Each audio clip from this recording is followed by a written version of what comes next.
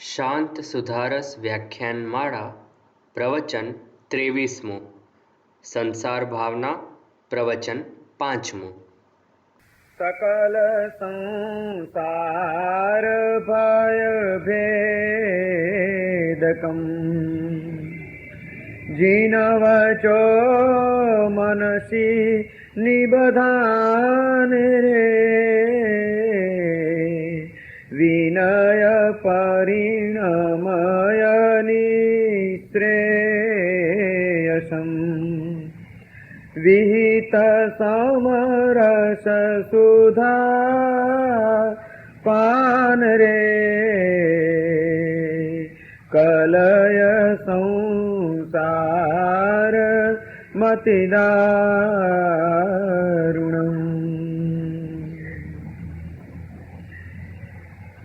परम ज्ञानी महोपाध्याय विनय विजयजी महाराज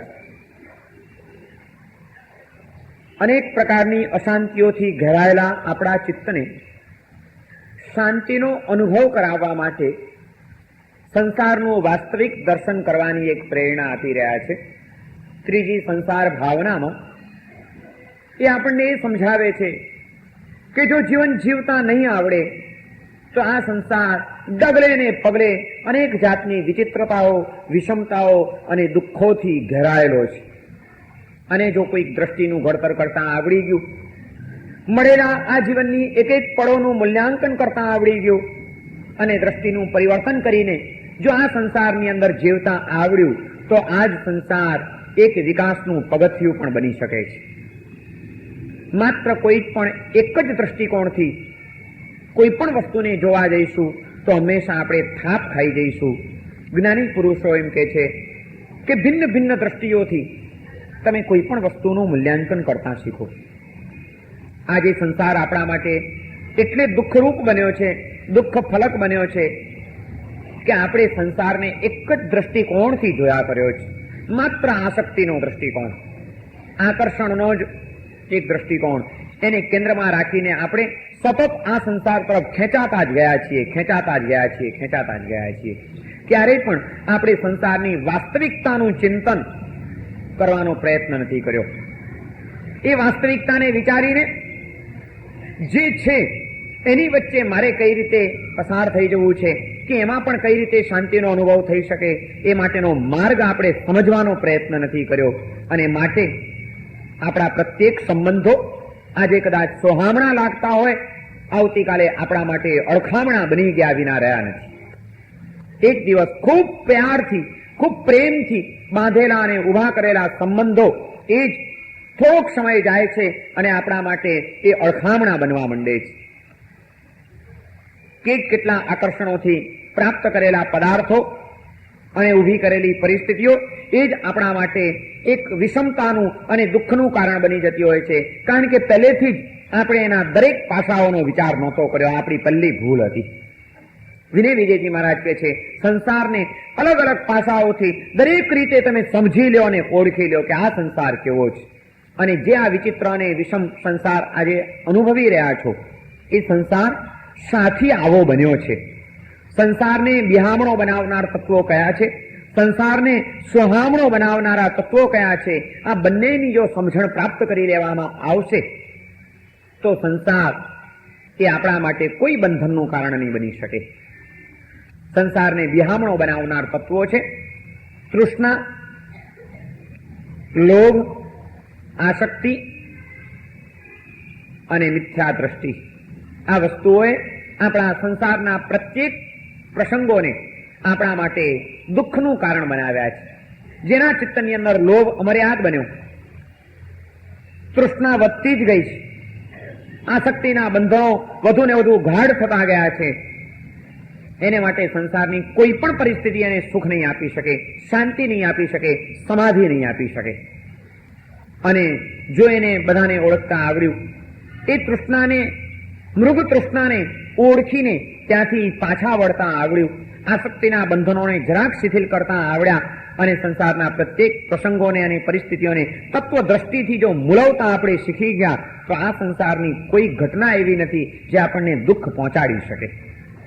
બધે જ સુખ છે, બધે જ શાંતિ છે। જો જીવન જીવતા આવડે તો બધે જ દુઃખ છે, બધે જ અશાંતિ છે, જો જીવન જીવવાની દ્રષ્ટિ ન કેળવી તો. સમગ્ર આધાર છે આપણી જીવન જીવવાની પદ્ધતિ ઉપર. બધાનું મૂળ છે આપણી દ્રષ્ટિ, અને એ દ્રષ્ટિનું પરિવર્તન કરવા માટે, દ્રષ્ટિનું સમ્યક ઘડતર કરવા માટે આ વિનય વિજયજી મહારાજ આપણને કેટલાક દ્રષ્ટિકોણ આપી રહ્યા છે. સુખ બહારથી શોધવાના પ્રયત્નો હંમેશા નિષ્ફળ ગયા છે અને નિષ્ફળ જવાના છે. સંસારી જીવની મોટામાં મોટી કરુણતા હોય તો એ આ જ રહી છે કે એણે બાહ્ય પદાર્થોમાં સુખની કલ્પના કરી છે. વ્યક્તિઓની અંદર એણે સુખના દર્શન કર્યા છે.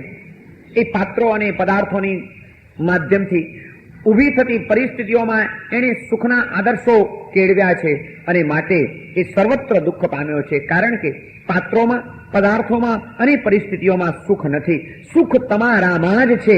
આ સત્યને પહેલું સ્વીકારવું પડશે. સુખને બહારથી શોધવાના પ્રયત્નો હંમેશા આપણા અપૂર્ણ રહેવાના છે, નિષ્ફળ જવાના છે. સુખને અંદરથી પ્રગટ કરવાના પ્રયત્નો હંમેશા સફળતાને પ્રાપ્ત કરાવી આપવાના છે. સુખ બહારથી શોધવાની ચીજ નથી. સુખ એ અંદરથી પ્રગટ કરવાની વસ્તુ છે. કારણ કે સુખ એ આત્માનો સ્વભાવ છે. આપણા આત્માના જે મૂળભૂત ગુણો છે એમાંનો એક ગુણ છે આ અનંત જ્ઞાન, અનંત દર્શન, અનંત ચારિત્ર, અને ચોથું છે અનંત સુખ. જે સુખનો કોઈ અંત નથી, એવું અનંત સુખ એ આત્માનો જ સ્વભાવ છે, આત્માનો જ ગુણ છે. અને એ જો તમારે પામવું છે તો તમારે અંદરમાં ડૂબકી લગાડવી જ રહી, અંતર્મુખ બનવું જ રહ્યું, આત્મભાવમાં ઠરવું જ રહ્યું. જે જ્યાં છે તે ત્યાંથી જ મળે.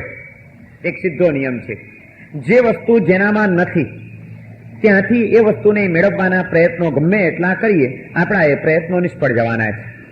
તેલ જોઈએ છે, તમે તલ લઈને ગાણીમાં નાખો, એને પી લો તો તરત જ તમને તેલ મળી જાય. કારણ કે તલમાં તેલ છે, માટે એમાંથી મેળવવાનો પ્રયત્ન સફળ રહેવાનો છે. પણ 2 મણ રેતી લઈ આવો દરિયાની અને એને ગાણીમાં નાખીને પીલ્યા કરો 24 કલાક સુધી, કેટલું તેલ મળશે? પીલવું મહત્વનું નથી, પ્રયત્ન મહત્વનો નથી. તમારો પ્રયત્ન સાચો છે કે ખોટો છે એ વાત બહુ મહત્વની છે. જે જોઈએ છે એ જેમાં હશે એમાંથી જ મળશે, જેમાં નથી એમાંથી નહીં મળી શકે. રેતીમાં તેલ આપવાની શક્તિ જ નથી. તમે ગમે એટલી એને પીલો, એમાંથી ક્યારે પણ તમે તેલ નહીં મેળવી શકો. એ મેળવવા માટે તમારે તલને જ પીલવા પડશે. સુખ જોઈએ છે, સુખ આત્મામાં છે, આત્મામાંથી સુખ મળશે. સંસારી જીવની આ કરુણતા ઉભી થઈ ગઈ કે એણે સંસારના બાહ્ય પદાર્થો અને પ્રસંગોમાંથી જ સુખને મેળવવાના પ્રયત્નો ચાલુ રાખ્યા. હકીકતમાં જ્યાં સુખ નથી ત્યાંથી સુખ મેળવવાના પ્રયત્નો કઈ રીતે પૂર્ણ બની શકે? સંસારનો કયો સંબંધ એવો હશે, સંસારના કયા પદાર્થો એવા હશે જેનામાં ખરેખર સુખ આપવાની શક્તિ સમાયેલી હોય, અને આપણે એમાંથી પ્રયત્ન કરીએ અને કદાચ આપણને સુખ મળી જાય. સુખનો આભાસ થઈ શકે છે, સુખની ભ્રમણાઓ જન્મી શકે છે, સુખની અનુભૂતિ અશક્ય છે. જ્ઞાની પુરુષો કહે છે સંસારમાં સુખ અશક્ય છે. તે મૃગ તૃષ્ણા હશે તોય, ઝાંઝવાના જળ હશે. હરણિયાને દેખાય છે ઝાંઝવાના જળ, પણ હકીકતમાં છે નહીં, એ માત્ર એની ભ્રમણા છે. એમ સંસારી જીવને દેખાય છે ક્યાંક સુખ, ઘડીભરને માટે અનુભવાય છે કદાચ એ સુખનો કોઈ ખ્યાલ, પરંતુ એ માત્ર એમનું ઝાંઝવાના જળ જેવું એક ભ્રમણ છે, અથડામણ છે, અકળામણ છે. એમાં વાસ્તવિક કોઈ સુખની અનુભૂતિ સંસારી જીવ કરી શકે અશક્ય વાત છે. કેટલી વિચિત્રતાઓ! જન્મથી જ જ્યાં આગળ દુઃખના પ્રારંભ થાય છે, જેમ જેમ જીવન આગળ વધતું જાય તેમ તેમ દુઃખોના ગુણાકાર થતા જાય છે, અને મૃત્યુની અંતિમ પળોમાં એનો જવાબ મળતો રહે છે. જન્મ, જીવન અને મરણ, આ બધી વિચિત્રતાઓ અને એના કારણે ઊભી થતી ચિત્તની અંદર જન્મતી વિષમતાઓ, એ વિષમતાઓની વચ્ચે સંસારી જીવ સુખની અનુભૂતિ કરી શકે અશક્ય છે. શું એ કલ્પના રાખે છે, કેવી કેવી એ ધારણાઓ બાંધે છે, અને શું એને પ્રાપ્ત થાય છે આ જીવનની અંદર? સંસારમાં સુખ ક્યાંથી મળે, અને મળે તો કેટલો સમય માટેનું મળે? રવિન્દ્રનાથ ટાગોરે એક જગ્યાએ એક નાનકડું દ્રષ્ટાંત લખ્યું છે, બહુ મજાનું દ્રષ્ટાંત છે. સંસારની કરુણતા, વ્યક્તિના ચિત્તની અંદર ઊભી થતી વ્યાકુળતાનું એક અદ્ભુત એક દર્શન કરાવી જાય છે. બહુ નાનકડી વાર્તા છે કે એક સજ્જન પોતાની પ્રેમાળ પત્નીનું અવસાન થતા સ્મશાનમાં જાય છે. તેની અંતિમ ક્રિયા કરીને એને અગ્નિદાહ આપીને એ સજ્જન પાછો આવે છે ઘરે, ત્યારે એ પિતાનું એકનું એક સંતાન નાનું બાળક પિતાને પૂછે છે, પપ્પા મારી માં ક્યાં ગઈ? વિષાદથી ભરેલા હૈયે હમણાં જ જેને હજી અગ્નિદાહ આપીને આવ્યો છે એવી પોતાની પત્નીની યાદમાં આંસુ ભીની આંખે પિતા નાના બાળકને શું સમજાવે કે એની માં ક્યાં ગઈ છે? બાળક પૂછે છે, મારી માં ક્યાં ગઈ? ત્યારે પેલા સજ્જન કંઈ બોલી શકતા નથી. એ ખાલી આંગળી ઊંચી કરે છે કે તારી માં ઉપર ગઈ છે, આટલું જ કહે છે. બીજું શું સમજાવે એ બાળકને? આખો દિવસ પસાર થઈ જાય છે, રાત પડે છે, પિતા પુત્ર બંને જણા સૂઈ જાય છે, પણ બાળકને આજે આખો દિવસ પોતાની માં જોવા નથી મળી. એ સતત માની યાદમાં તડપતો રહ્યો છે અને પિતાએ કીધું હતું કે તારી માં ઉપર ગઈ છે. મધરાત જામે છે, પિતા સૂઈ ગયા છે, તે વખતે નાનું બાળક લપાતું છુપાતું ઊભું થાય છે. ધીમે રહીને ઊભું થઈને પોતાની બિલ્ડિંગની ઉપરની અગાસીમાં જાય છે. એને કંઈ સમજ નથી, એટલું જ એને તો ખબર છે કે માં ઉપર ગઈ છે. ઉપર જાય છે, અગાસીમાં ચડીને ઉપર જુએ છે, ક્યાંય એને માં દેખાતી નથી. અનંત આકાશની અંદર મબરખ તારાઓ. આ બધા તારાઓને જોઈને બાળક વિચારમાં પડી જાય છે કે હું કોને પૂછું કે મારી માં ક્યાં છે? તમે કલ્પના કરો, રવિન્દ્રનાથ ટાગોરે એક કલ્પના ચિત્ર જ આપ્યું છે કે સંસારની કરુણતા કેટલી છે. એ પિતાના હૃદયની અંદર કેવા કેવા મનોમંથનો અને વ્યથાઓ જન્મી હશે. આકાશની ઉપર મીટ માંડતા પોતાની મા માટે ટળવળતા એ બાળકના હૃદયની અંદર કેવી કેવી વ્યાકુળતાઓ અને વ્યથાઓ પેદા થઈ હશે. અને જ્યારે અનંત આકાશની અંદર એ ટમટમતા તારલાઓને જોયા હશે ત્યારે એને પ્રશ્ન ઉભો થાય છે કે હું આમાંથી કોને પૂછું કે મારી માં ક્યાં છે? મને કોણ જવાબ આપશે? છેવટે કંટાળે છે, ઉદ્વિગ્ન બન્યો છે, થાકે છે અને બે હાથ લાંબા કરીને એ બાળક રાતના મધરાતે ત્યાં ચીસ પાડે છે, માં માં માં તું ક્યાં છે? માં તું ક્યાં છે? રવિન્દ્રનાથ ટાગોર કહે છે કે બાળકના હૃદયમાંથી નીકળતી માની આ ત્રાસ રાણ, એ ચીસ, એ શું આ સંસારની એક કરુણતા નથી? આ સંસાર કેટલો કરુણ છે, જે પોતાના અંતરના સ્નેહાળ સ્વજનોને ચાહતો હોવા છતાં પણ પામવાની સિદ્ધિ નથી આપી શકતો. પોતાની પ્રિય વ્યક્તિને માટે વળવળતો રહે છતાં એને નથી પામી શકતો. એ સંસારની અંદર બીજું કદાચ ગમે એટલું મળી પણ ગયું હોય, એ સંસારને સોહામણો કેમ કહી શકાશે? વિનય વિજયજી મહારાજ કહે છે, સંસાર દુઃખ રૂપ છે. આ સંસારના કોઈ પણ સંબંધો તમને શાશ્વત કોઈ સુખ આપી શકે, અનંત સુખની અનુભૂતિમાં તમને લઈ જઈ શકે, એ અશક્ય વાત છે. સંસાર દુઃખ રૂપ છે, કારણ કે સુખ આપવાની શક્તિ સંસારમાં નથી, સંસારના કોઈ સંબંધોમાં નથી. સુખ એ આત્માનો સ્વભાવ છે. જે જ્યાં છે તે ત્યાંથી જ મળશે, જે જ્યાં નથી એને ત્યાંથી મેળવવાના પ્રયત્નો હંમેશા અપૂર્ણ અને નિષ્ફળ રહેવાના છે. આપણે આજે એક ગંભીર ભૂલ કરી છે. જ્યાં નથી ત્યાં સુખની શોધમાં નીકળી પડ્યા છીએ અને વાસ્તવિક ભૂમિકા એ જ્યાં આગળ સુખ છે, જે આપણા સંસારને સોહામણો બનાવી શકે એમ છે, સંસારની પ્રત્યેક પળોને આનંદથી તરબતર કરી શકે એમ છે, એવી જે અંતરની અનુભૂતિઓ છે, અનુભૂતિઓની આપણે ગંભીર ઉપેક્ષા કરી દીધી છે.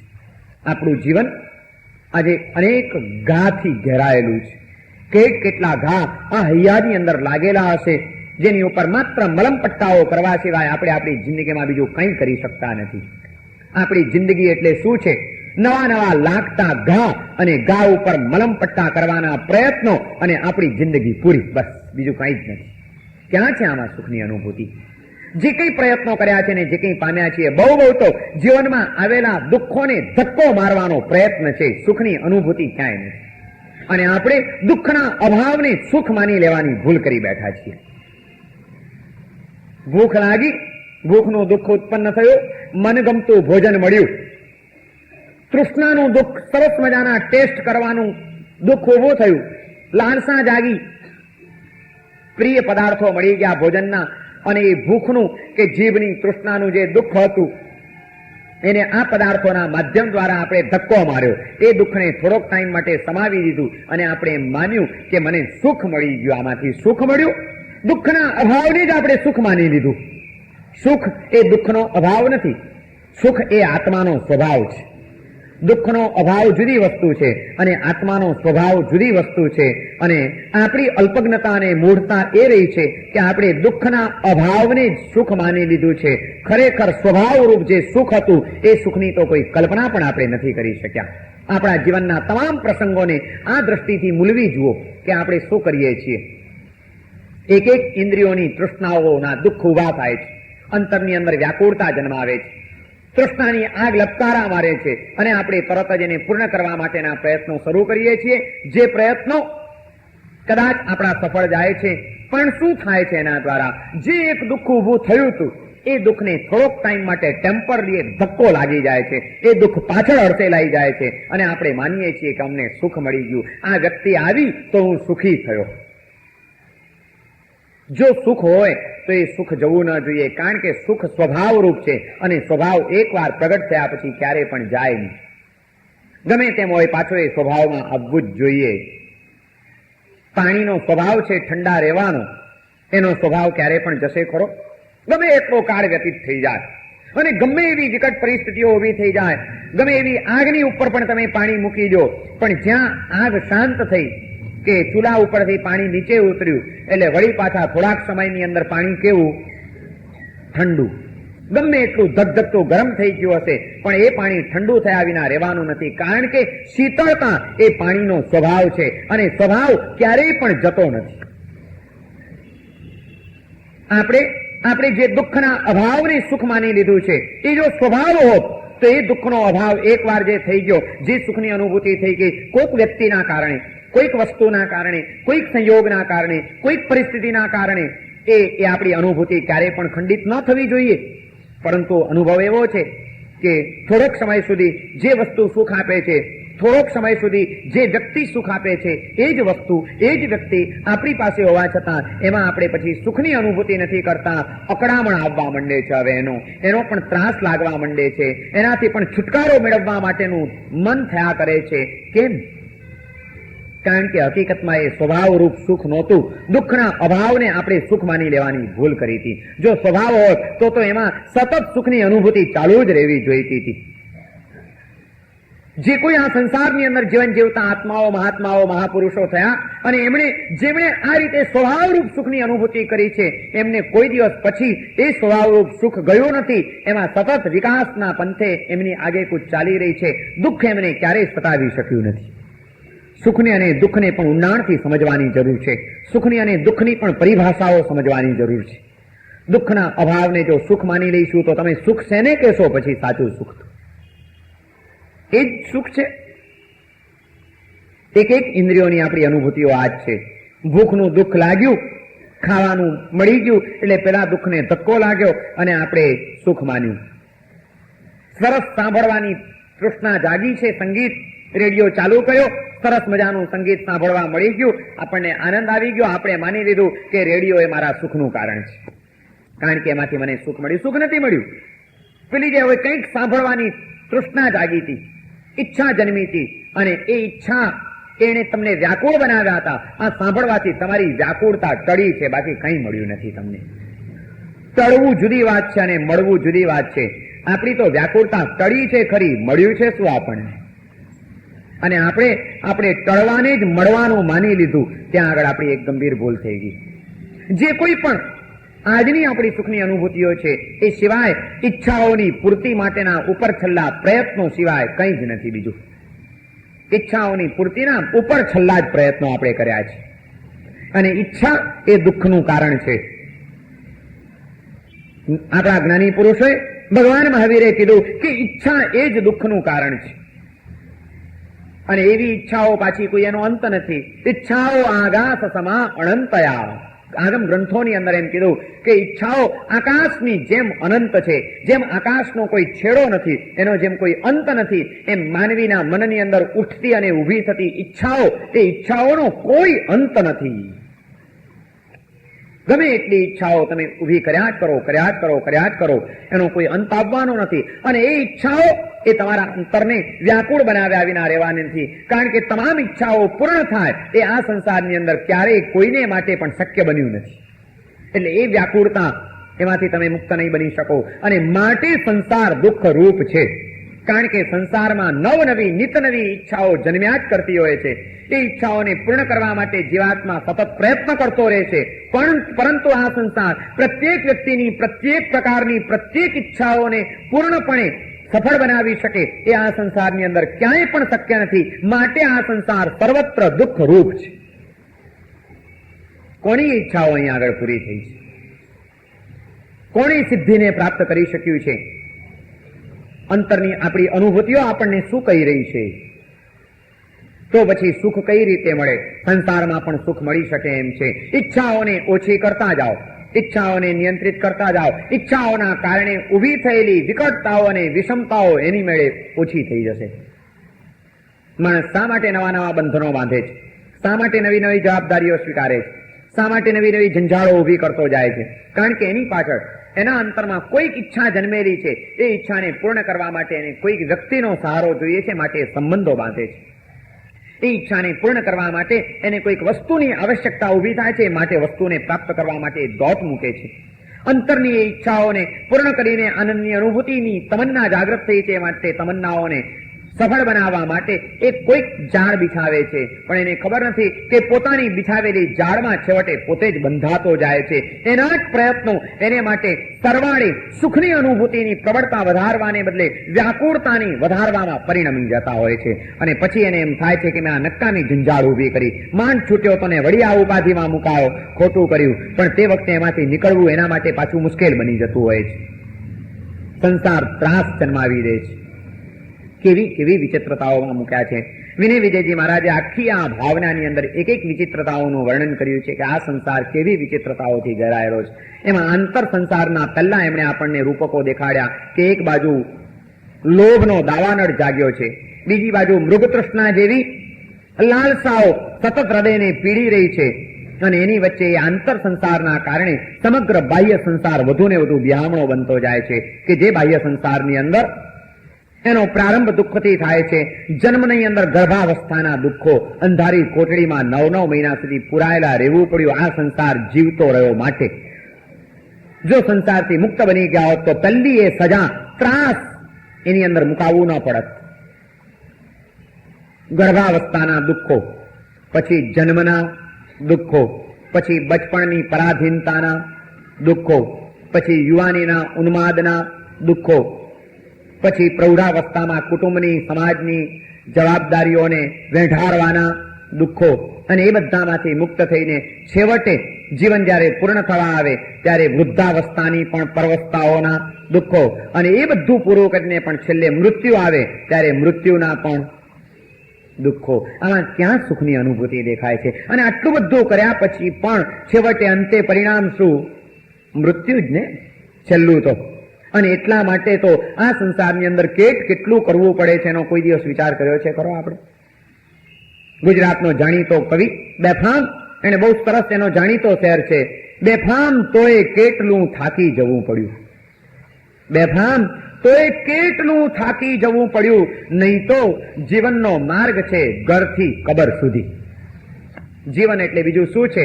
ઘરથી શરૂ થાય છે અને સ્મશાનમાં પૂરું થાય છે. અહીંથી અહીં પહોંચવું આટલું જ જીવન છે. પણ એટલો માર્ગ કાપવાને માટે તો આ સંસારી જીવને કેટલું થાકી જવું પડે છે. શરીરથી, મનથી અને જીવનથી કેટલા થાકીને લોટપોટ થઈ જાય છે. ત્યારે ઘરથી શરૂ થયેલી એની યાત્રા, જે ઘરમાં એનો જન્મ થયો અને સ્મશાનમાં એની યાત્રા પૂરી થાય છે, આ એક યાત્રા પૂર્ણ કરવા માટે એને જિંદગીના માર્ગ ઉપર કેટલા ભાર વેઠાળવા પડે છે, કેટલાના સહારા લેવા પડે છે, કેટલાની કાંધે ચડી ચડીને એને આ માર્ગ કાપવો પડે છે, ત્યારે ત્યાં સુધી પહોંચી શકે છે. બેફામ તો એ કેટલું થાકી જવું પડ્યું.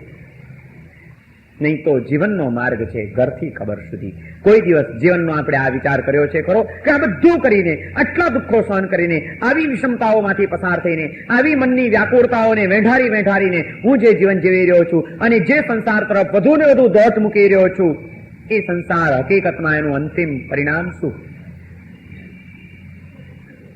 એક ગામની અંદર એક મહારાજ સાહેબ વિહાર કરતા કરતા આવ્યા હતા. મે વેકેશનના દિવસો હતા. રોજ એમના પ્રવચનની અંદર એક શેઠ આવે. એસએસસીની પરીક્ષાઓ પૂરી થઈ ગઈ હતી. પરીક્ષાઓ પૂરી કરીને બહારગામ ભણતો દીકરો વેકેશન ગાળવાને માટે ઘરે આવ્યો હતો. એક દિવસ એ પોતાના દીકરાને લઈને ભેગો લઈ જાય છે મહારાજ સાહેબની પાસે. શેઠ વ્યાખ્યાનમાં પ્રવચન પૂરું થયું પછી મહારાજ સાહેબની પાસે બેસે છે, પોતાના દીકરાની ઓળખાણ કરાવે છે કે મહારાજ સાહેબ, આ મારો પુત્ર છે, હમણાં જ SSC ની પરીક્ષા આપીને વેકેશન ગાળવા માટે ઘરે આવ્યો છે, આજે આપના દર્શન કરાવવા માટે લઈ આવ્યો છું. સ્વાભાવિક રીતે મહારાજ સાહેબ પૂછે છે, પેલાને નવો આવ્યો છે, સહેજે એની બાબતોમાં પણ થોડોક ઇન્ટરેસ્ટ લેવો જોઈએ. સાધુ મહારાજ એને પૂછે છે કે ભાઈ, SSC ની પરીક્ષા આપી, પેપર કેવા ગયા છે? પેલો કહે છે, મહારાજ સાહેબ બહુ સારા પેપર ગયા છે, ચોક્કસ ફર્સ્ટ ક્લાસ પાસ થઈશ એવી મને પૂરી આશા છે. અચ્છા, તમે ફર્સ્ટ ક્લાસ પાસ થશો, પછી શું વિચાર કર્યો છે? પછી શું? પછી મહારાજ સાહેબ, જો બરોબર સારા માર્ક્સ આવશે તો કાં તો સાયન્સની લાઈનમાં જવું છે ને કાં એન્જિનિયરિંગની અંદર જવાની ઈચ્છા છે. જો સારા માર્ક આવશે તો મેડિકલ સાયન્સમાં જવું છે, MBBS ડોક્ટર થવાની ભાવના છે. અચ્છા, માની લો કે સારા માર્ક્સ આવ્યા તો તમે કાં તો સાયન્સની લાઈન લેશો કાં એન્જિનિયરિંગની લાઈન લેશો, પછી શું? પેલો કે છે પછી અહીંનો અભ્યાસ પૂરો થશે એટલે આગળનો અભ્યાસ કરવાને માટે મારી ઈચ્છા વિદેશ જવાની છે, હું આગળની ડિગ્રીઓ લેવા માટે વિદેશ જઈશ. વારું, તમે વિદેશ જશો અને ત્યાં આગળ તમે ઉચ્ચ કક્ષાની ડિગ્રીઓ પ્રાપ્ત કરશો, ત્યાંનું શિક્ષણ પ્રાપ્ત કરી લેશો, પછી શું? પેલો યુવાન વિચારમાં પડી ગયો કે આ મહારાજ પણ ખરા છે, હું મળવા આવ્યો ને મારી પાછળ પડી ગયા. મને કહે છે, પછી શું? મહારાજ પછી હું કાં MBBS થઈશ અને MBBS થઈશ તો અહીંયા આગળ આવીને દવાખાનું ખોલીશ, કાં તો સારો સિવિલ એન્જિનિયર થઈશ તો હું મારું કન્સ્ટ્રક્શનનું કંઈક કામકાજ કરીશ. અચ્છા, તમે MBBS થશો, મારું MBBS થયા પછી તમે પાછા દેશમાં આવશો, પછી શું? પછી હું ડિસ્પેન્સરી ખોલીશ, પૈસા કમાઈશ. અચ્છા, તમે પછી ડિસ્પેન્સરી ખોલશો અને તમે પૈસા કમાશો. કેટલા પૈસા તમને મળી જાય તો તમને પૂર્ણતા લાગશે? પૈસા કમાવાની પાછળ તમારું કોઈ એન્ડ ખરો? તમારી કોઈ મર્યાદા તમે વિચારી છે ખરી? બહુ મહત્વનો આ પ્રશ્ન હતો. માણસ ભણે છે ત્યારે એના કંઈક આદર્શો જુદા હોય છે, ડિગ્રી લઈને તૈયાર થાય છે ત્યારે વળી એના આદર્શો બદલાઈ જતા હોય છે. પેલાએ કીધું કે હું ડોક્ટર થઈશ, સમાજની સેવા કરીશ, અને ડોક્ટર થયા પછી કહે છે હું ડિસ્પેન્સરી ખોલીશ, અને ડિસ્પેન્સરી ખોલ્યા પછી ભલે જયારે ભણતો હોય ત્યારે એનો આદર્શ કદાચ એ હોય કે માનવ સમાજ પીડિત છે એની સેવા કરીશ. વકીલાતનું ભણતી વખતે ભલે કદાચ આદર્શે રાખતો હોય કે ન્યાયનું રક્ષણ કરીશ, પરંતુ ડિગ્રી મેળવ્યા પછી માણસની દ્રષ્ટિઓ બદલાઈ જાય છે. ડિસ્પેન્સરીની અંદર દાખલ થતો એ ડોક્ટર એ સેવાની વાતોને વિસરી જાય છે અને વધુમાં વધુ દર્દીઓ કેમ મળે અને વધુમાં વધુ પૈસા કેમ કમાવાય એ જ જ્યારે એની દ્રષ્ટિ બની જતી હોય છે. ગમે ત્યાંથી વધુમાં વધુ અસીલો કેમ ભેગા કરવા અને પોતાનું તિજોરી કેમ ભરી લેવી એ જ જ્યારે વકીલની દ્રષ્ટિ બની જતી હોય છે ત્યારે એમાંથી સમાજની અંદર ઘણી બધી વિષમતાઓ ઊભી થઈ જતી હોય છે. પેલા મહારાજ એને પૂછે છે કે તમે પછી પૈસા કમાશો, પૈસા કમાવાની પાછળ તમારું દ્રષ્ટિબિંદુ શું? કેટલા પૈસા મળે તો તમને શાંતિ? પેલો હવે વિચારમાં પડી ગયો, કારણ કે આનો એને વિચાર જ કોઈ દિવસ નહોતો કર્યો. એને નહીં, મોટા ભાગના કોઈ માણસોએ આનો વિચાર નથી કર્યો હતો કે ભાઈ કેટલા પૈસા મળી જાય તો આપણને શાંતિ. કોઈ લિમિટેશન કરું? આપણે કોઈ લક્ષ્મણ રેખા દોરી છે કરી કે આટલું થઈ જાય પછી તો બધું સ્ટોપ, મારે કંઈ જ જોઈતું નથી? કોઈ લિમિટ કરી આપણા જીવનની? કેટલા મળી જાય તો આપણને સંતોષ? કોઈ લિમિટ નથી. અંતરની ઈચ્છાઓનો કોઈ અંત નથી. ગમે એટલું મળે માણસને ઓછું ને ઓછું જ લાગ્યા કરે છે, આગળ ને આગળનું જ એને દેખાયા કરે છે અને એને મેળવવા માટે માણસ સતત દોટ મૂકતો રહે છે. એ પોતાની માનસિક શક્તિઓને ક્ષીણ કરી નાખે છે એને માટે, શરીરને ઘસી નાખે છે એને માટે, કુટુંબને ભૂલી જાય છે એને માટે, પરિણામે સંસાર દુઃખ રૂપ બની જાય છે એને માટે. બન્યા વિના રહેવાનો નથી. એના કૌટુંબિક જીવનને તપાસવાની જરૂર છે. જેણે પોતાના જીવનની અંદર કોઈ મર્યાદાઓ રાખી નથી, લિમિટેશન્સ બાંધ્યા નથી, પૈસાની પાછળ માત્ર પૈસો મેળવવો છે, મેળવવો છે, મેળવવો છે, એની પાછળ પાગલ બનીને જેણે દોટ મૂકી છે એમના કૌટુંબિક જીવનને તપાસવાની જરૂર છે. કુટુંબ જીવન એનું સફળ છે કે નિષ્ફળ છે? સ્નેહ ભર્યું છે, હળવાશ ભર્યું છે કે કડવાશ ભર્યું બન્યું છે? એના શારીરિક સ્વાસ્થ્યને તપાસવાની જરૂર છે કે આ પાછળની પાગલતા એને શરીરને ઘસી નાખવાની ગેલછામાં તો નથી મૂકી દીધો ને? આજે માણસ આ પાગલપણાની વચ્ચે અટવાયો છે અને છતાં પાછી એ વાતો શાંતિની કરતો રહે છે. માણસની વાતો જુદી છે, એનું જીવન કંઈક જુદું છે, અને આ વિસંવાદ એવો વધતો જાય છે કે એનો અંત શું આવશે કંઈ સમજાય એવું નથી. શું લિમિટેશન્સ, આપણી લિમિટ કેટલી, કેટલા પૈસા મળી જાય તો ચાલે, કેટલા મળી જાય, અને છતાં પાછો માણસ ફરિયાદ કરતો રહે છે, મહારાજ સાહેબ મુંબઈની તો કંઈ લાઈફ છે, કંઈ 1 મિનિટની શાંતિની હેરાન થઈ ગયા, ટેલિફોન વાળા તો જીવ ખાઈ જાય છે, પણ કોણ તને કે છે? ફરિયાદ કરવાનો કોઈ અધિકાર નથી આપણને.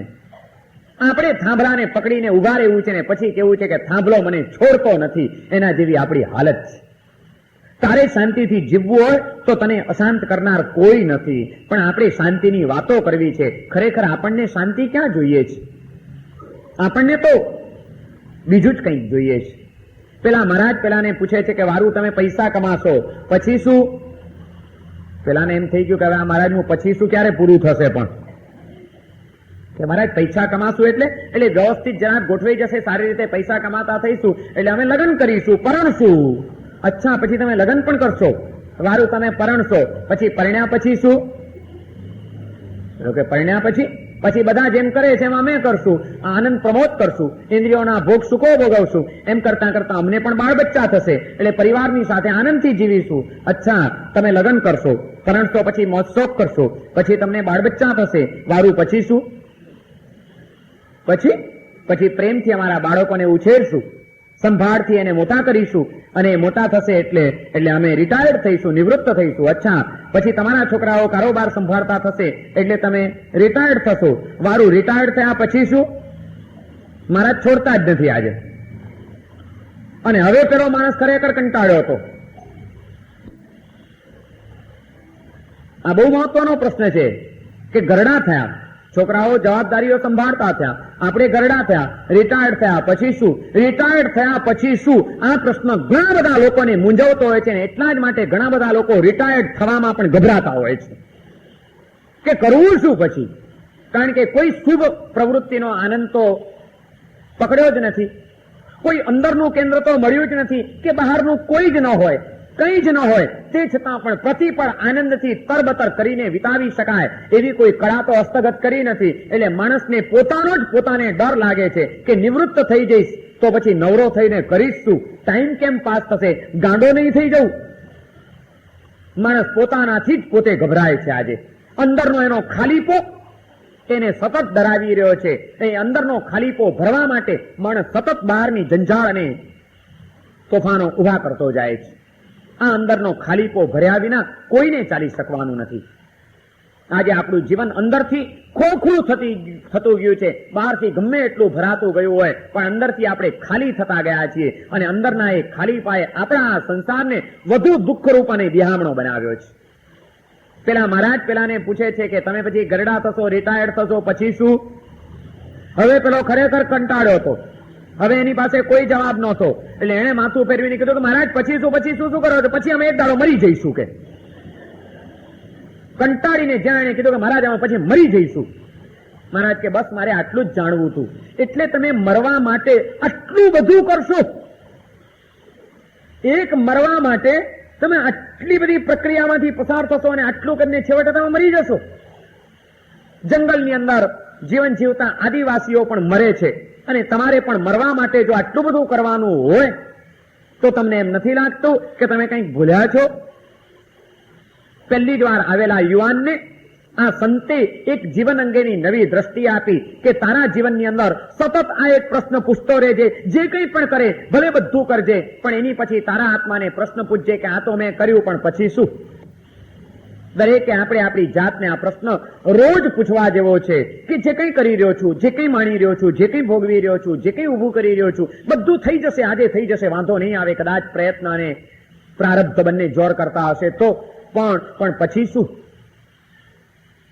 ઘરની અંદર આ બોર્ડ મારવા જેવું છે ભીંત ઉપર મોટા અક્ષરે, પછી શું? અને છેલ્લો જવાબ આ જ આવશે કે પછી મરી જઈશું.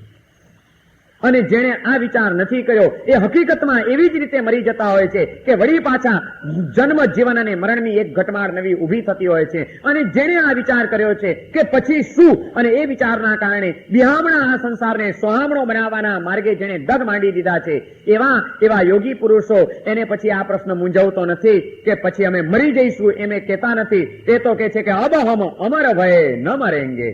એ કે છે અમારે વળી મળવાનું શું? સંસારી કે પછી અમે મરી જઈશું. સંસારથી સંસારમાં રહેવા છતાં સંસારથી ઉપર ઉઠેલા સંતો જ એમ બોલી શકતા હોય છે કે અબ હમ અમર ભય ન મરેંગે. યા કારણ મિથ્યાત્વ દિયોત જ ક્યો કર દેહ ધરેંગે. અમારે પછી અમે દેહ ધારણ નહીં કરીએ, પછી અમે અમર બની જઈશું એમ એ આનંદ ઘનો જ કહી શકે. આપણે આનંદ ઘન નથી. સંસારી જીવ આનંદ ઘન ક્યારે પણ ન બની શકે. આપણો આનંદ કેવો? એમનો આનંદ ઘન હતો. આપણો આનંદ પ્રવાહી છે. ઘડીકમાં આમ ઢળી પડે, ઘડીકમાં આમ ઢળી પડે, ઘડીકમાં આમ ઢળી પડે. આપણા આનંદને ઢળી પડતા ક્યાંય વાર લાગે? ઘન વસ્તુ હોય ને એ સ્થિર રહે, અને પાણી સહેજ જમીન ઉપર નાખો તો જે બાજુ ઢાળ હોય એ બાજુ. સંસારી જીવની મનોવૃત્તિઓ એને જેવા નિમિત્તો મળે, જેવો ઢાળ મળે એ બાજુ તરત જ ઢળી જતા હોય છે. અને આપણે બધા એ પરિસ્થિતિમાંથી પસાર થઈ રહ્યા છીએ. માટે આપણો આનંદ પ્રવાહી છે. આપણો આનંદ ઘન નથી બની શક્યો, આપણો આનંદ સ્થાયી નથી બની શક્યો. એ ક્યારે ક્યાં ઢળી પડશે અને એ રેલો ક્યારે ક્યાં જઈને શોષાઈ જશે. રેલો હંમેશા સુકાઈ જતો હોય છે. ઘન ક્યારે પણ નામશેષ નથી થતું. આનંદ ઘનજી એને અંદરનું એક એવું કેન્દ્ર મેળવી લીધું હતું કે આ સંસારની વચ્ચે રહીને પણ એમ ગાઈ શકતા હતા કે અબ હમ અમર ભય ન મરેંગે. સંસારી જીવ કે પછી અમે મરી જઈશું. આનંદ ગંજી એમ કે અમે અમર થઈ જઈશું. સંસારને સોહામણો બનાવવો હશે તો આ સિદ્ધિ પ્રાપ્ત કરવી પડશે. આનંદને ઘન બનાવતા શીખો. આનંદ ઘન બની જાઓ તો આ સંસાર દુઃખરૂપ નથી, એને માટે આ સંસાર પણ સુખરૂપ છે. કારણ કે સંસારમાં રહીને જ એ સંસારથી પર થવાની સિદ્ધિઓ પ્રાપ્ત કરી શકે છે. આ સંસારમાં રહીને આનંદ ગંજીની પાસે એ કળા હતી. સંસારના કોઈ આકર્ષણોમાં એ ખેંચાયા નહીં, કોઈ પ્રલોભનોમાં એ લલચાયા નહીં, પણ એ બધાની વચ્ચે જાગ્રત રહીને દુઃખને ધક્કો મારવા રૂપ સુખની અનુભૂતિના ઊંધા માર્ગે ચાલવાનો પ્રયત્ન કરવાને બદલે સહજ સુખના પ્રકટીકરણ રૂપ જે સાચા સુખનો માર્ગ હતો એ પકડવાનો પ્રયત્ન એમણે કર્યો એમના જીવનમાં. પરિણામે એમને પૂર્ણ સફળતા એમાં પ્રાપ્ત થઈ. આપણા પ્રયત્નો દુઃખને ધક્કો મારવા રૂપે છે. દુઃખના અભાવને સુખ માની લેવાની ભૂલ આપણે કરીએ છીએ. આનંદઘન એ આત્માના સ્વભાવરૂપ સુખને પ્રાપ્ત કરવાના પ્રયત્નો કરતા હતા. એમની ને આપણી વચ્ચે જો કોઈ ફરક હોય તો તે આટલો જ હતો. બાકી એ પણ સંસારમાં હતા અને આપણે પણ સંસારમાં હતા. પણ એ સંસારમાં રહીને પણ સંસારથી મુક્ત થવાની ભૂમિકાને પ્રાપ્ત કરી ગયા, અહીં પણ અને આગળ પણ. આનંદગંજીને માટે એવી એક કિંવદંતી છે, લોકવાયકા છે કે એકાવતારી થઈ ગયા મહાપુરુષ. હવે પછીનો એક જ અવતાર. અહીંથી મૃત્યુ પામીને સીધા કે છે અત્યારે મહાવીર ક્ષેત્રની અંદર જન્મ્યા છે અને ત્યાંથી સીધા મોક્ષમાં જવાના છે. અબ હમ અમર ભય ન મરેંગે ક્યો કર દેહ ધરેંગે. હવે અમારે જાજીવાર દેહ જ ધારણ નહીં કરવો પડે, અને દેહ ધારણ નહીં કરવો પડે માટે અમારે મરવું નહીં પડે. આવી અમરત્વની સિદ્ધિ એ આનંદગંજીને મળી, કારણ કે અહીં રહીને પણ એ અહીંથી ઉપર ઉઠ્યા હતા. એને પોતાની ચેતના એક એવા તત્વની સાથે સાંકળી લીધી હતી અને બાંધી લીધી હતી કે જે સંબંધ ક્યારેય પણ તૂટે એવો નહોતો, અનંત હતો. એને સંસારની સાથે સંબંધ બાંધવાના પ્રયત્નો ન કર્યા. એને સંસારની કોઈ વ્યક્તિઓની સાથે પ્રેમ બાંધવાના પ્રયત્નો ન કર્યા. એને પરમાત્માની સાથે એક એવો પ્રેમ બાંધ્યો કે જે પ્રેમ અનંતની ભૂમિકાનો હતો. એને પરમાત્માની સાથે માનસિક અંતર કાપી નાખ્યું તો કુદરતે એનું ભૌગોલિક અંતર કાપી આપવાની સિદ્ધિ એને આપી દીધી. સંસારને સોહામણો બનાવવા માટેનો કાર્ય એક જ છે. પરમ તત્વની સાથે મેન્ટલ ડિસ્ટન્સ કાપી નાખો, જ્યોગ્રાફિકલ ડિસ્ટન્સ કપાઈ જશે. આનંદગંજીએ એના જીવનમાં એક જ પ્રયત્ન કર્યો છે. પરમાત્માની સાથેનું માનસિક અંતર એને એટલું બધું કાપી નાખ્યું, એવી માનસિક એકતા કેળવી લીધી કે કુદરતે એને અહીંથી ઉપાડીને એનું ભૌગોલિક અંતર કાપી આપ્યું. એને મહાવીર ક્ષેત્રમાં મૂકી દીધા. સાક્ષાત તીર્થંકરનો ભેટો એને કરાવી દીધો કે જ્યાં આગળ હવે એને કોઈ અંતર સતાવે નહીં, અને ત્યાંથી અનંત સિદ્ધોની સાથે એની ચેતના એવી વિલીન થઈ જશે કે જે પછી અનંતની ભૂમિકાનું હશે, આત્માના સહજ સુખની અનુભૂતિ હશે એની પાસે. ભૌગોલિક અંતરની ચિંતા કરવા જેવી નથી કે 14 રાજલોકનું અંતર છે કે 7 રાજલોકનું અંતર છે. એ અંતર તો એની મેળે કપાશે. આંતર ચેતનાની સાથેનું માનસિક અંતર કાપી નાખો. આનંદગંજીના જીવનને ખરેખર સમજવાની જરૂર છે. કેવી ભૂમિકાઓમાંથી એ પસાર થયા હશે. સંસાર દુઃખરૂપ છે એ વાત જ્યારે એમને સમજાઈ ગઈ અને એ સંસારની વચ્ચે પણ કોઈક એક સુખનું કેન્દ્રબિંદુ છે એ સત્ય જ્યારે એમની નજર સામે આવી ગયું ત્યારે સુખના કેન્દ્રને પકડવા માટે એ માણસ નીકળી પડ્યો અને એ માટે એને જે કંઈ ભોગ આપવા પડ્યા એ ભોગ આપવાની એની તૈયારીઓ હતી. માટે જ એને સફળતા મળી. કોઈ પ્રલોભનો એને લલચાવી શક્યા નથી. એના જીવનમાં જબરજસ્ત પ્રલોભનો આવ્યા છે અને જબરજસ્ત મુશ્કેલીઓ પણ આવી છે. પણ જે ચોક્કસ લક્ષ્ય લઈને દ્રષ્ટિપૂર્વક આગળ વધવા માટે કદમ ઉઠાવે છે એને પ્રલોભનો લલચાવી શકતા નથી અને મુસીબતો એને ડગાવી શકતી નથી કોઈ દિવસ. આનંદગંજીને ઘણા બધા પ્રલોભનો આવ્યા પણ એમાં એ ડગ્યા નહીં અને એ આનંદગંજીને કોઈએ ભૂંગળો ભૂત કીધો, કોઈએ ખસી ગયેલા મગજનો કીધો, કોઈએ ક્રિયા માર્ગના અપલાપક કીધા, કોઈએ એને સાધુતાથી ભ્રષ્ટ કીધા. એની આત્માની આંતર ભૂમિકાને ન સમજનારા આ સમાજે પોતાની બુદ્ધિની ટૂંકી ફૂટપટ્ટીઓથી એ આનંદગંજીને અન્યાય કરવામાં કંઈ બાકી ન રાખ્યું અને કોઈકે એને ઉતરવા ન આપ્યું, કોઈ એને પીવાનું પાણી ના આપ્યું, કોઈએ આંગણે આવેલા એને ગોચરી વરાવવાની ના પાડી દીધી કે તમને કોણ વરાવે, ચાલ્યા જાઓ, તમારા માટે નથી અમારા ઘરમાં કંઈ. આવા હળહળતા અપમાન કર્યા. એ બધાની વચ્ચે પણ એ આનંદગંજી સ્વસ્થ અને મસ્ત ટકી રહ્યા. આશા ઓરન કી ક્યાં કીજે, જ્ઞાન સુધારસ પીજે. કઈ વાંધો નહીં, કોઈએ કઈ ના આપ્યો તો કઈ નહીં. શા માટે કોકની આશા રાખવી? કોઈ પર પદાર્થની આશા, કોઈ પર વ્યક્તિની આશા, કોઈ પર વસ્તુની આશા નહીં જોઈએ. આશા ઓરન કી ક્યાં કીજે, જ્ઞાન સુધારસ પીજે. જ્ઞાનનો અમૃત રસ, આત્માના સ્વભાવરૂપ સુખ તો તારી પાસે છે. બહારના કોઈ પણ લોકો તને કદાચ કંઈક આપશે તો એ દુઃખને ધક્કો મારવા રૂપ હશે. અઠ્ઠમના પારણે મેળતાની શેરીઓમાં ગોચરી વોરવા નીકળેલા આનંદગંજીને જ્યારે લોકોએ ગોચરી ન વોરાવી અને છેવટે નિરાશ થઈને પાછા ફરવું પડ્યું છે ગુફામાં જવા માટે, ત્યારે રસ્તામાં ચાલ્યા જતા ઘડીભરને માટે હૃદયની અંદર વિષાદ થઈ ગયો છે કે અઠ્ઠમના પારણે આજે કોઈ મને ગોચરી અને પાણી પણ નથી વોરાવતું. ઉપરથી હળહળતો મારું અપમાન અને તિરસ્કાર કરે છે આ સમાજ. કઈ જાતનો આ સમાજ? એમ ઘડીક વિદ્રોહ જાગી જાય છે.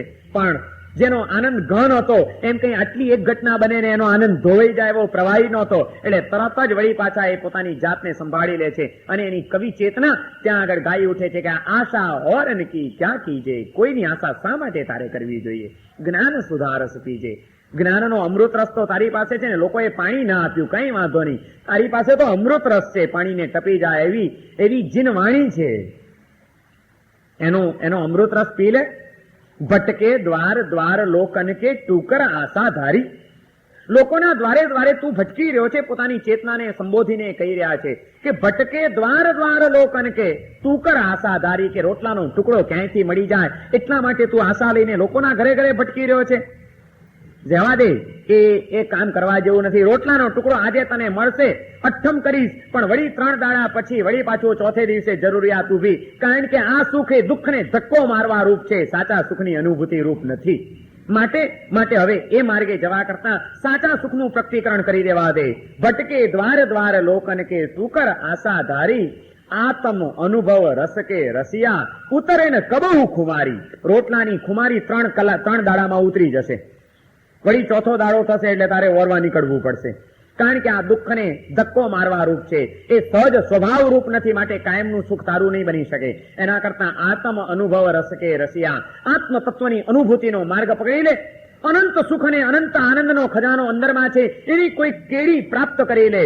ઉતરે ને કબહુ ખુમારી, એ આનંદની ખુમારી કોઈ દિવસ ઉતરવાની નથી. ચાલ્યો જા, એ માર્ગે ચાલ્યો જા. આ અવળો માર્ગ સંસારનો પકડવાની ભૂલ કરતો નહીં. પોતાની ચેતનાને, પોતાના આત્માને સંબોધીને આનંદગંજી આ પ્રેરણા કરે છે અને એની કવિ ચેતના આ પદ ગાતા ગાતા ચાલી જાય છે પાછી, અને એ જ ગુફામાં જઈને વળી પાછી પલાઠી વાળીને આનંદગંજી બેસી ગયા. કોઈની પરવા નહીં, હવે કંઈ જ જોઈતું નથી. સંસારનું દુઃખ પણ અઠ્ઠમના પારણે વળવા નીકળ્યા છે. કોઈએ પાણી નથી આપ્યું, ગોચરી નથી આપી, આપ્યા છે માત્ર ધગધગતા અણગમાના અને તિરસ્કારના અંગારા. આવા ભયંકર દુઃખની વચ્ચે પણ આ સંસાર આનંદગંજીને માટે દુઃખ રૂપ નહોતો, એની વચ્ચે પણ એ પ્રસન્નતાનું ઝરણું એનું ખડ ખડ ખડ ખડ ખડ ખડ ખડ ખડ કરતું વહેતું રહ્યું હતું. આ સંસાર એમને માટે સુખરૂપ બની ગયો હતો, કારણ કે એની દ્રષ્ટિ બદલાઈ ગઈ. દુઃખને અભાવ રૂપ એવા સુખની અંદર એ અટવાયા નહીં, પણ આત્માના સ્વભાવરૂપ સુખની કેડી એમણે પકડી લીધી, માટે આ સંસાર એમને માટે સુખરૂપ બની ગયો. દુઃખરૂપ દુઃખ ફલક અને દુઃખાનુબંધી આ સંસાર સુખરૂપ સુખ ફલક અને સુખાનુબંધી બની શકે છે, જો દ્રષ્ટિનું પરિવર્તન કરીને ચેતનાને પ્રાપ્ત કરતા આવડી જાય તો. સંસારની અંદર આજે જે તક આપણને મળી છે, એ તકમાં આપણે આપણી ચેતનાને જાગૃત કરવાની એક અણમોલ તક આજે આપણા હાથમાં છે. શું કરવું છે? જિંદગીની અંદર દુઃખોને ધક્કો મારતા મારતા મારતા મારતા ઢસરડો કરીને આ જિંદગી પૂરી કરવી છે, કે ખરેખર જે સ્વભાવરૂપ સુખ છે એ સુખને પ્રાપ્ત કરવાની કોઈક પગદંડી ઉપર પગરણ માંડી દેવા છે? શું કરવું છે? સુહામણો બની શકે છે આ સંસાર જો જીવતા આવડે તો, અને નહીં તો સુખરૂપ પણ આ સંસાર આવતીકાલે એવો ત્રાસરૂપ અને દુઃખરૂપ બની જવાનો છે, જો દ્રષ્ટિ નહીં કેળવી અને જીવતા નહીં આવડે તો. સંસારમાં સર્વત્ર દુઃખ તો વેરાયેલું જ પડ્યું છે, એની વચ્ચે પણ કેમ મુક્ત થવું એની વચ્ચેથી એ કળા શીખી લેવાની છે. બાકી તો સંસારમાં કેવા કેવા દુઃખો છે, વિનય વિજયજી મહારાજ અહીંયા આગળ અદ્ભુત વર્ણન કરે છે. સ્વજન તન યાદી પરિચય ગુણઈ રિય મુધા બધ્યસે મૂઢરે. એ વાત કરે છે કે સ્વજનો, પુત્રો, પરિચિત મિત્રો, આ બધાની અંદર તું મૂઢ બનીને બંધાઈ રહ્યો છે. ઇય મુધા બધ્યસે મૂઢરે પ્રતિપદમ નવ નવઈ અનુભવઈ પરિભવઈ અસકૃદુપ ગૂઢરે. અને એ બધા સંબંધો બાંધ્યા પછી ડગલે ને પગલે નવા નવા અનુભવો. તારા જીવનમાં શું તને ઓછા અનુભવો થયા છે? એક વખત જેને તે તારા માન્યા હતા એ તારા નથી રહ્યા. જેને તે જીગરી મિત્રો કરીને રાખ્યા હતા એ મિત્રોએ પણ તારી સાથે દગાને પ્રપંચો ખેલ્યા છે. વિશ્વાસઘાતની રમતો તારી સાથે રમાણી છે. જેને તું તારું કહી શકે એવું ખરેખર તારું કોઈ નથી રહ્યું. આ શું અનુભવો તને તારા જીવનમાં નથી થયા? અને શા માટે પાછો તું મૂળ બનીને એમાં જ બંધાઈ રહ્યો છે? હવે એનાથી ઉપર ઉઠ. એ બંધનોથી, એ મમત્વ ભાવોથી મુક્ત થા. ઘટયસી ક્વચન મદ મુન્નતે ક્વચિદો હીનતા દીનરે. આ સંસારની કરુણતા ક્યારેક ઘટયસી ક્વચન મદ મુન્નતે, કોઈક મદની અંદર આવીને ઉન્નતિના ઊંચા શિખર ઉપર કંઈક મનગમતું થઈ ગયું, કોઈક મહાન પ્રતિષ્ઠા મળી ગઈ, ક્યાંક કોઈક સત્તાનું સિંહાસન પ્રાપ્ત થઈ ગયું, ક્યારેક કોઈક ઉચ્ચ કક્ષાના સુખોની ઉપલબ્ધિ થઈ ગઈ, અને તું અભિમાનમાં ઉન્મત્ત બની ગયો. આહા, હું પુણ્યશાળી છું, મને શો વાંધો છે, હું આ દુનિયાનો બેતાજ બાદશાહ છું. આ અભિમાનની અંદર તું અથડાતો રહ્યો. ક્વચન મદ મુન્નતે ક્વચિદો હીનતા દીનરે. તો આ સંસારમાં તારે ક્યારેક તદ્દન હીન કક્ષાની, નિમ્ન કક્ષાની ભૂમિકા ઉપર પણ અણધારી પછડાટ ખાવી પડી, અને દીન બનીને આ સંસારના રંગમંચ ઉપર તારે કોઈક નાટક ખેલવું પડ્યું. એવા પણ તે તારા જીવનની અંદર અનુભવો પ્રાપ્ત કર્યા હશે. પ્રતિભવમ રૂપમ પરાપરમ વહશિબત કર્મણાધીન રે. પ્રતિભવમ, ભવો બદલાતા જાય છે અને પરિસ્થિતિઓ બદલાતી જાય છે. એક ભાવની અંદર મોટો શહેનશાહ થયો, બીજા ભાવની અંદર ચપ્પણીઓ લઈને ભીખ માંગતો ભિખારી થયો. પ્રતિભવમ રૂપમ પરાપરમ, નવા નવા રૂપ લઈને નવા નવા ભાવોની અંદર તારે નવા નવા નાટક ભજવવાના આવ્યા છે. વહશિબત કર્મણાધીન રે. કર્મને આધીન થઈને તારે આ માર્ગમાંથી માત્ર વહી જવું પડ્યું છે, બીજું કંઈ જ નથી. પાણીનો રેલો જેમ વહી જાય એમ તારે વહી જવું પડ્યું છે. પાણીના એ રેલાને ક્યાંક એ ઝરણાને ખડક પણ અથડાય છે, તો ક્યારેક એને કોઈક ફૂલ પણ મળી જાય છે. આ સંસારની અંદર પણ ખડકો અને ફૂલો તો મળ્યા જ કરવાના છે. તારે તો માત્ર એમાંથી વહી જવાનું હતું, અને પરાધીનતા પૂર્વક એવી પરિસ્થિતિઓમાંથી તારે વહેવું પડ્યું છે. જાતુ શૈશવ દશા પરવશો. હવે પછી આ તો ભવોની વાત કરી, હવે એક જ ભવની પણ વાત કરે છે કે જાતુ શૈશવ દશા પરવશો જાતુ તારુણ્ય મદ મત્તરે. ઘડીકની અંદર બચપણની પરાધીનતાઓ, તું તારી મેળે ખાઈ ન શકે, તું તારી મેળે ઉઠી ન શકે, તું કોઈના સહારા વિના એક ડગલું ભરી ન શકે. કેવી પરાધીનતાઓમાં તે તારું બચપણ વિતાવ્યું, તું જરાક યાદ તો કરી લે કે તારી હાલત શું હતી. જાતું તારુણ્ય મદમત્તરે. અને એ બચપણને વિતાવીને તું જ્યાં યુવાન થયો ત્યાં મદોન્મત્ત બન્યો હતો. અનેક જાતના ઉન્માદો અને તોફાનો તારા મગજની અંદર સતાવતા હતા, પણ એ તારા તોફાનોના પણ હોશ એક દાડો તારા તૂટી ગયા. તારી કલ્પનાઓ, તારી ધારણાઓ, તું માનતો હતો કે મને શું વાંધો છે, હું આમ કરીશ, હું આમ કરીશ, હું આમ કરીશ, પણ સંસારની કેટલી વાસ્તવિકતાઓએ તારે અભિમાનના ચૂરા કરી નાખ્યા. તારી એ કલ્પનાઓની જુઠ્ઠી ઠરાવી દીધી. જાતું તારુણ્ય મદમત્તરે. બચપણની અંદર પરાધીનતા હતી, યુવાનીની અંદર મદોન્મત્તતા હતી. જાતુ દુર્જય જરા જર્જરો જાતુ પિતૃપતિ પરા યત્તરે. અને એ રીતે યુવાનીની અંદર પણ અનેક અથડામણોમાંથી પસાર થઈને હવે ગડપણની પરવસ્તાઓ આવી. દુર્જય જરા જર્જરો, જેને જીતી ન શકાય એવી જરા અવસ્થા, એને તને આખોને આખો જર્જરિત કરી નાખ્યો. અને છેવટે યમરાજના હાથની અંદર તું મુકાઈ ગયો.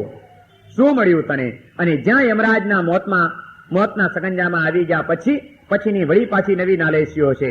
વ્રજતી તનયોપી નનુ જનકતામ તનયતામ વ્રજતી પુનરેસરે. આજનો જે પુત્ર છે એ અહીંથી ભવ પલટો થયો. કદાચ એ જ બે આત્માઓ વળી પાછા એક જન્મની અંદર જે પુત્ર હતો એ પિતા થઈ જાય છે, ને જે પિતા હતો તે પુત્ર બની જાય છે. વિષમતાઓ ઘણી બધી છે. આજની પત્ની બીજા ભવની, ક્યારેક કોઈક ભવની માતા બની જાય છે. અને એક વખત જેની સાથે માતા તરીકેનો પૂજ્યભાવ ભર્યો વ્યવહાર કર્યો હતો એ જ આત્મા ક્યારેક પત્ની રૂપે તને પાછો ભેટી જાય છે, અને એની સાથે તારે સંસાર ભોગવવાનો આવી જાય છે. આવી બધી નાલેશીઓ અને વિષમતાઓથી ભરેલો આ સંસાર છે. યત્ર દુઃખાર્તિ ગદદવલવૈ રનુદિનમ દય્યસે જીવરે. શું છે આ સંસારની અંદર? દુઃખાર્તિ ગદદવલવૈ. દુઃખ, અર્થી, દુઃખો, પીડાઓ, ગદ એટલે રોગો, એના અંશથી ઘેરાયેલો એવા આ સંસાર. એના અનુદિનમ દહ્યસે જીવરે. રોજ તું બળ્યા કરે છે. કોઈક દુઃખ, કોઈક વ્યાકુળતાઓ, કોઈક પીડાઓ, કોઈક રોગો, આ આધિ, વ્યાધિ અને ઉપાધિ. મનની આધિ, શરીરની વ્યાધિ અને જીવનની ઉપાધિ. મન, વચન અને કાયા ત્રણેયની અંદર ક્યાં સુખની અનુભૂતિઓ છે? મનની અંદર કેવી કેવી પીડાઓ, તૃષ્ણાઓ, અતૃપ્તિઓ, લાલસાઓ, કષાયો, વેરઝેર, આ બધા સંસ્કારો અને આ બધા ભાવો સતત આપણા મનને પીડી રહ્યા છે. ક્યાંય ચેન નથી માણસને. કેટલી વ્યાધિઓ આ શરીરને ઘેરી વળે છે. શરીરની અંદર કોઈ સુખાકારિતાનો અનુભવ નથી. અને પ્રેક્ટિકલ લાઈફની અંદર જીવન જીવતા ડગલે ને પગલે અથડામણો અને સંઘર્ષો સિવાય કંઈ મળતું નથી. કેટલાના મન સાચવવાના, કેટલા વ્યવહારો સાચવવાના, એ બધું સાચવવા માટે કેટલી મુસીબતો અને ચિંતાઓ અને વેઢારતા જ જવાનું. અને એ બધું કર્યા છતાં પણ વળી ક્યાં જરાક ન સાચવ્યું તો પાણી ફરી જતા વાર નહીં. 10 વખત વ્યવહાર સાચવ્યા હોય પણ એક વખત જો વ્યવહાર ન સાચવ્યો તો હાલત શું? ગયા વર્ષે તમારા સંયોગો સારા હતા અને બેન રાખડી બાંધવા આવી ત્યારે સરસ મજાની 500 રૂપિયાની સાડી આપી હતી. આ વર્ષે ધંધામાં કોઈ બરકત નથી, કઈ મજા નથી, સાવ મંદી છે અને તમે પોતે તકલીફમાં છો. અને આવતીકાલે કદાચ બેન રાખડી બાંધવા આવી અને તે વખતે તમે એને 11 રૂપિયા પકડાવ્યા તો શું હાલત થાય? અથવા તો માની લો કે તમારા બીજા ભાઈએ એને 500 રૂપિયાની સાડી આપી અને એ જ બેન તમને રાખડી બાંધવા આવે છે ત્યારે તમે એને માત્ર 11 રૂપિયા પકડાવ્યા તો એ બેનના હૃદયની અંદર શું થશે? જો પેલા ભાઈએ તો મને કરુણતા છે આ સંસારની કે જે સંસારના સંબંધો પણ સ્વાર્થો ઉપર ઉભા થયેલા છે.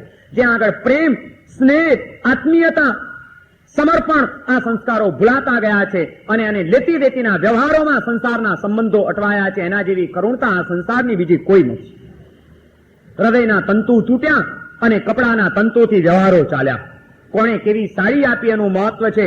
ભાઈના હૃદયમાં મારા માટે શું લાગણી છે કે બેનના હૃદય, બેન તરીકે મારે મારા ભાઈને કેટલો સ્નેહ આપવાનો છે એ ભાન જ્યાં ડગલે ને પગલે ભૂલાઈ જાય છે અને તે છતાં રાખડીઓ બાંધવાના વ્યવહારો વધતા જાય છે ત્યારે એમ લાગે છે કે આ સંસાર ઘણો વિચિત્ર અને વિષમ બન્યો છે. રાખડીઓની અંદર દર વર્ષે નવી જાતો આવતી જાય છે. એની છાપાઓમાં જાહેરાતો આવતી જાય છે. રૂડી, રૂપાળી, દેખાવડી સરસ મજાની રાખડીઓ સમાજની અંદર વધતી જાય છે અને પ્રેમ સમાજની અંદર ઘટતો જાય છે. એ શું આ સંસારની કરુણતા નથી? નહીં તો જે એક પર્વ, એક સાંસ્કૃતિક પર્વ હતું, ભલે ધાર્મિક પર્વ નથી, એ સાંસ્કૃતિક પર્વ, પણ એની પાછળ પણ ભાવના તો એ હતી કે એક ભાઈ અને બહેનની વચ્ચે આત્મીયતાનો તંતુ વધુ મજબૂત બને, વધુ ગાઢ બને, અવસરે એકબીજાના સુખ દુઃખની અંદર ઉભા રહેવાની ભાવના કેળવાય, સ્વાર્થ વૃત્તિ ઓગળે અને બીજાના સુખે સુખી ને દુઃખે દુઃખી થવાની એક આત્મીયતાનો તંતુ ઉભો થાય. એ એક પવિત્ર ભાવના જે પર્વની પાછળ હતી એવું પર્વ આજે આડંબરનું રૂપ લેવા માંડ્યું અને લેતી દેતીના વ્યવહારોમાં અટકવા માંડ્યું. એ આ સંસારની કરુણતા છે. ભલે ને એક કાચો સૂતરનો તાંતણો પણ પેલા અમારે ત્યાં બંધાતો હશે કદાચ, પણ એની પાછળ જે બળ હતું એ બળ આજે રહ્યું છે કે કેમ એક સવાલ ઉભો થઈ ગયો છે. ભાઈ એ વિચારે છે કે બેને કેવી રાખડી મને બાંધી. એક બેન આવી તે ચાંદીની રાખડી બાંધી ગઈ ને આ તો રેશમની રાખડી બાંધી ગઈ. ભાઈની નજર રાખડી ઉપર છે ને બેનની નજર દાપામાં શું મળે છે એની ઉપર છે. અને આજ જો સંબંધો તમારે કરવાના હોય ને નભાવવાના હોય તો મહેરબાની કરીને આ નાટકો કરવાના બંધ કરો. શા માટે તમે ભાઈ બહેનના સંબંધોને લજવો છો? પણ પ્રેમનું શું કોઈ મૂલ્યાંકન નથી આ સંસારની અંદર? નિસ્વાર્થ પ્રેમનું, હૃદયની કોઈ લાગણીઓનું આદાન પ્રદાન આપણે શીખીશું જ નહીં. બધે લેતી દેતીના વ્યવહારો કરી કરીને આપણે આવા પવિત્ર સંબંધોને પણ કલંકિત જ કર્યા કરશું. બેન એક માત્ર હાથે તમને રક્ષા નથી બાંધતી, એ તમારા કાંડે જવાબદારી મૂકે છે કે ભાઈ તરીકે તું પુરુષ છે, તારામાં એ પૌરુષ છે, જીવનમાં ક્યારેક પણ તકલીફમાં મુકાય હું નહીં, હું તો એક પ્રતીક છું. આ સંસારની તમામ સ્ત્રીઓ તારી બહેન છે, એને બહેન સિવાયની કોઈ દ્રષ્ટિથી ભાઈ તું જોતો નહીં તો તારું જીવન અસુરક્ષિત બની જશે. તારા જીવનની સુરક્ષા પવિત્રતામાં જ કેન્દ્રિત થયેલી છે. તારા જીવનની સુરક્ષા એ આ મારા હૃદયની સદભાવનાઓ સાથે બંધાયેલી છે. અને આજે હું મારા હૃદયની સદભાવનાઓ તારા હાથમાં સોંપી રહી છું, તારા કાંડે મૂકી રહી છું અને તને કહું છું કે જ્યારે ક્યારે પણ આ તારી બેન મુશ્કેલીમાં મુકાય તો મને વિશ્વાસ છે કે તું હંમેશા મારી પડખે ઉભો રહીશ. હું જ નહીં, મારા જેવી કોઈ પણ લાચાર સ્ત્રી જે દિવસે તારી સામે લાચારીમાં દેખાય તે દિવસે એને તું તારી બેન સમજીને એની મદદમાં ચાલ્યો જજે. આટલું મોટું બંધન તમારા કાંડે એ બાંધી રહી છે. એ બંધન જો સંભાળવાની નભાવવાની તૈયારી ન હોય તો રાખડીઓ બંધાવતા નહીં. બંધન જો સ્વીકારો છો તો એને નભાવી જાણો. શું આ કોઈ વ્યવહારોની પાછળના રહસ્યો આપણે સમજ્યા છીએ ખરા? કોને આ બધી સમજણ આપતી કંઈ સમજાતું નથી. આ સંસાર દુઃખરૂપ બન્યો છે એનું કારણ આ છે કે માણસની દ્રષ્ટિઓ બદલાઈ ગઈ છે. માટે આ સંસારમાં ત્રાસ વધ્યો છે, દુઃખ વધ્યો છે, નાટક, દંભ અને આડંબરો વધ્યા છે. સત્યતા અને સૌજન્યતા, સ્નેહ અને સરળતા એ આજે દુર્લભ બનતા ગયા છે. માટે આ સંસાર દુઃખરૂપ છે. નહીં તો કોઈ દિવસ ભાઈ બહેનના સંબંધોમાં આવા ગંદવાળ આપણે કલ્પી પણ ન શકીએ કે જ્યાં આગળ માત્ર આ સ્વાર્થની જ ગણતરીઓ હોય, લેતી દેતીની જ દ્રષ્ટિઓ હોય. તે કંઈ ભાઈ બહેનના સંબંધ કહેવાય? દુનિયામાં ઘણી જગ્યાઓ છે લેતી દેતીઓ કરવાની. કમસે કમ મારી જાય ભાઈને તો એનાથી મુક્ત રાખો. પોતાની સગી બેનને તો એ દ્રષ્ટિથી ન જુઓ કે કોણે ચાંદીની રાખડી બાંધીને કોણે સૂતરની રાખડી બાંધી. બહારની ક્રિયા ગૌણ છે, એની પાછળના હૃદયના સ્નેહના તંતુઓ, સ્નેહની આત્મીયતાના સ્પંદનો એ બહુ મહત્વના છે. એનું તો કોઈક મૂલ્યાંકન કરો. આપણી દ્રષ્ટિ સોના ચાંદી ઉપર જ મંડાયેલી રહેશે કે કોઈકના હૃદયનું પણ કોઈ મૂલ્યાંકન કરતા આપણે શીખીશું ક્યારેક? બધે મુસીબતો ઉભી થઈ ગઈ છે. વિનય વિજયજી મહારાજ કહે છે આ સંસારની અંદર ક્યાં જવું? મનની આધિઓ, શરીરની વ્યાધિઓ, જીવનની ઉપાધિઓ, એનાથી આ સંસાર ઘેરાયેલો છે. અને એ દુઃખોથી ભરેલા આ સંસારની અંદર સુખની અનુભૂતિ અને સુખની કલ્પના ક્યાં કરવા જવું? કોની પાસે રાખવી એ અપેક્ષાઓ? તો શું કરવું હવે? દર્શયન કિમપી સુખ વૈભવમ સંવરન તદથ સૈવરે વિપ્રલમ ભયતિ બટુકમ ઇવજનમ. દર્શયન કિમપી સુખ વૈભવમ, જરાક સુખનો વૈભવ દેખાડે છે આ સંસાર. સંવરંસ તદથ સહસૈવરે, અને ઘડીક વારની અંદર પાછું એ સુખ હરી લે છે.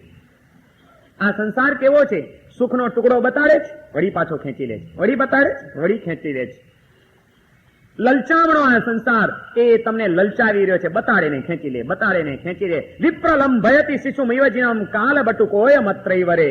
જેમ નાના બાળકને માણસ લલચાવે, લે ચાલ ચોકલેટ આપું, ચાલ અહીંયા આવ, અને એમ કરતા કરતા ખેંચી જાય. એમ આ સંસાર માણસને જાત જાતની લાલચો આપી આપીને ધસરડો કરાવ્યા કરે છે, ખેંચ્યા કરે છે. અને આ કાળ, આ સંસાર એ સતત જીવને ઠગ્યા કરે છે. જ્યાં આગળ ઠગાવા સિવાય બીજું કંઈ નથી આ સંસારમાં. એવો સંસાર દુઃખરૂપ છે. હવે શું કરવું? આ બધી દુઃખમયતાનું વર્ણન કર્યું. વિનય વિજયજી મહારાજ છેલ્લે હવે ઉપાય બતાડે છે. સકલ સંસાર ભય ભેદકમ જીન વચો મનચી નિબધાન રે. સગળાએ સંસારના ભયોને ભેદી નાખનાર, સંસારના ભયોથી આપણને મુક્ત કરાવનાર. સકલ સંસાર ભય ભેદકમ જીન વચો મનચી નિબધાન રે. જીન વચનને મનની અંદર ધારણ કરી લ્યો.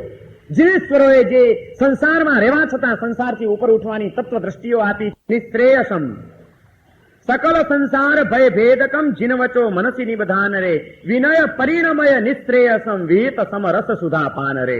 સમરસનું, સુધાનું, સમતાનું, શાંતિનું, અમૃત રસનું પાન કરીને મોક્ષને પ્રાપ્ત કરી લ્યો તો આ સંસાર એ અહીં જ તમારા માટે સુહામણો બની જશે. સગડાએ સંસારના ભયોને ભેદી નાખવાની તાકાત જીન વચનની અંદર છે. જીનેશ્વરોની એ વાણી, જીનેશ્વરોના એ વચન દ્વારા પ્રાપ્ત થતી તત્વદ્રષ્ટિઓ, એ તત્વદ્રષ્ટિઓ તમારા તમામ ભયોને ભેદી નાખશે અને તમને કોઈક સાચા સુખની કેડી ઉપર લાવીને મૂકી દેશે, સ્વભાવરૂપ સુખની પ્રાપ્તિ કરાવી દેશે. એના શરણે ચાલ્યા જાઓ. આ છેલ્લી વાત કરીને વિનય વિજયજી મહારાજ સંસાર ભાવનાને અહીંયા આગળ પૂર્ણ કરે છે. આપણે આ ત્રીજી ભાવનાનું અહીંયા આગળ પરિસમાપન કરીએ છીએ. સર્વમંગલમાંગલ્યમ સર્વકલ્યાણકારણમ પ્રધાનમ સર્વધર્માણામ જૈનમ જયતિ શાસનમ.